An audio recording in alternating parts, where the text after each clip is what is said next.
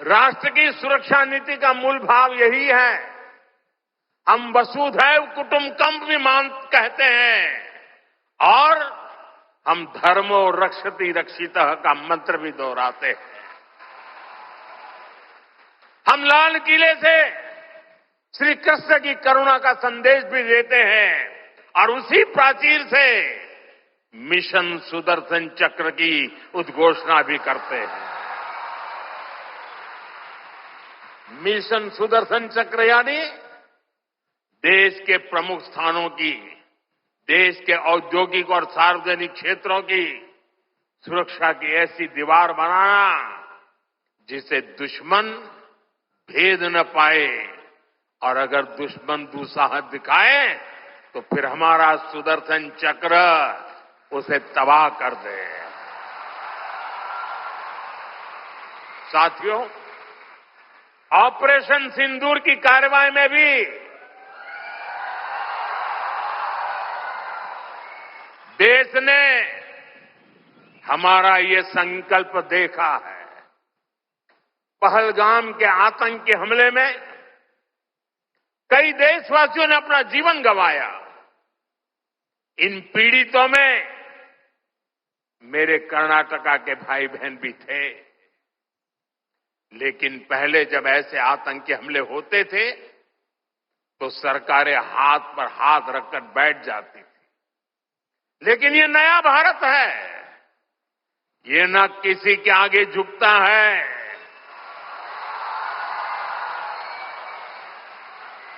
और न ही अपने नागरिकों की रक्षा के कर्तव्य से डिगता है। हम शांति की स्थापना भी जानते हैं और शांति की रक्षा करना भी जानते हैं।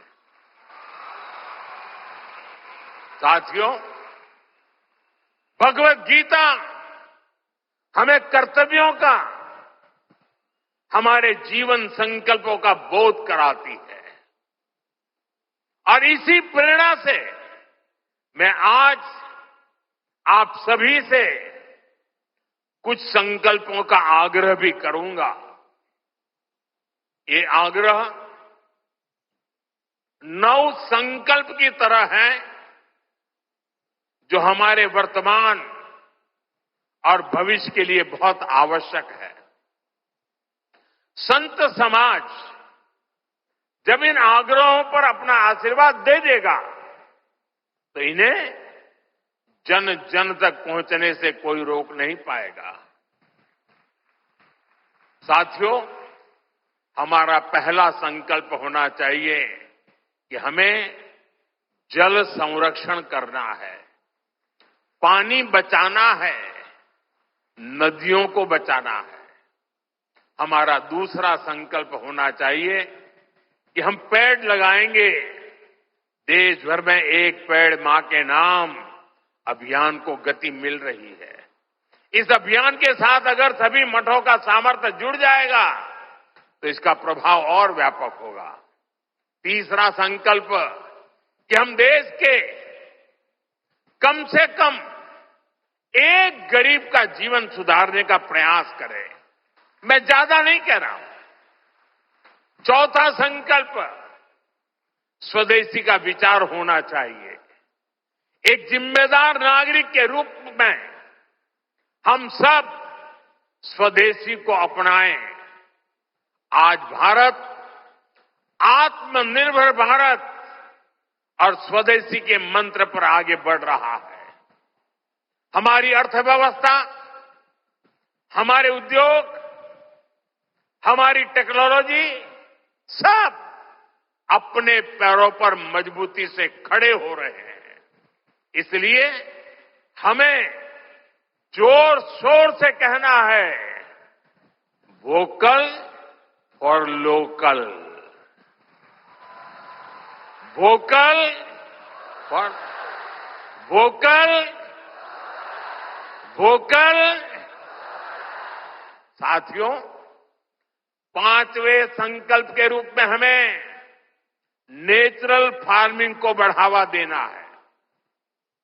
हमारा छठा संकल्प होना चाहिए कि हम हेल्थी लाइफस्टाइल को अपनाएंगे, मिलेट्स अपनाएंगे और खाने में तेल की मात्रा कम करेंगे।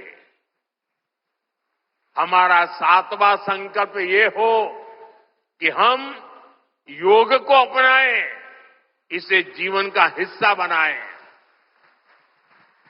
8वां संकल्प मैन्युस्क्रिप्ट्स, पांडुलिपियों के संरक्षण में सहयोग करें। हमारे देश का बहुत सा पुरातन ज्ञान पांडुलिपियों में छिपा हुआ है। इस ज्ञान को संरक्षित करने के लिए केंद्र सरकार ज्ञान भारतम मिशन पर काम कर रही है। आपका सहयोग इस अमूल्य धरोहर को बचाने में मदद करेगा।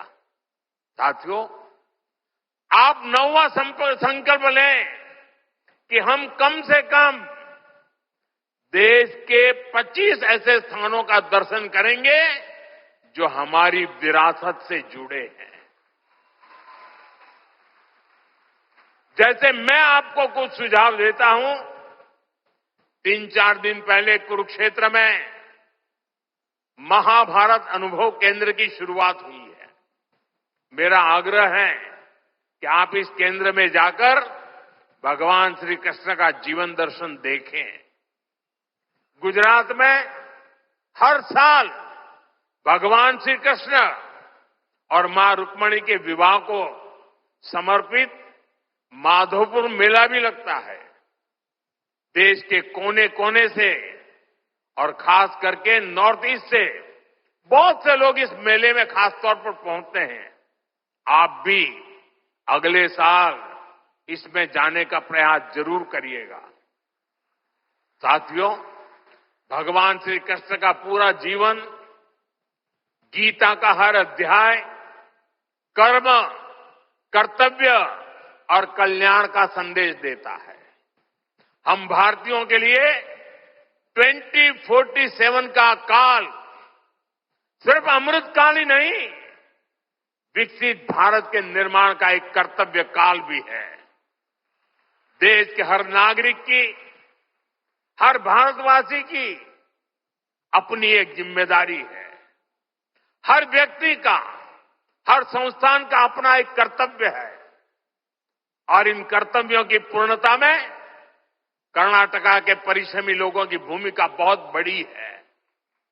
हमारा हर प्रयास देश के लिए होना चाहिए। कर्तव्य की इसी भावना पर चलते हुए विकसित कर्नाटका, विकसित भारत का स्वप्न भी साकार होगा। इसी कामना के साथ